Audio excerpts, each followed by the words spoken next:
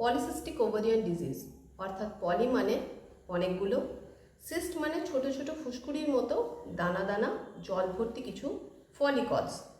এবং এই সমস্ত জিনিসগুলোই সেই সব জিনিস যেখানে এগ তৈরি হয় এবং তৈরি হলেও কিন্তু সঠিকভাবে ম্যাচিওর হতে পারে না, অর্থাৎ প্রপারলি ম্যাচিওর হতে পারে না। এবার বলি এই এগটা কিভাবে তৈরি হয়। মেয়েদের ওভারিতে প্রতি পিরিয়ডে একটি করে এগ তৈরি হয়। এই সময় মেয়েদের শরীরে এস্ট্রোজেন ও প্রোজেস্টেরন হরমোন থাকে। কিন্তু মজার কথা হলো এই সময়েই মেয়েদের শরীরে খুব অল্প মাত্রায় মেল হরমোন টেস্টোস্টেরন বা এন্ড্রোজেনও উপস্থিত থাকে।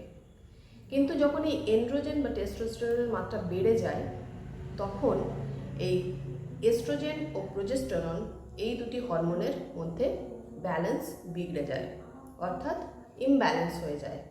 এই অবস্থাকে আমরা সাধারণত পিসিওডি বলে থাকি।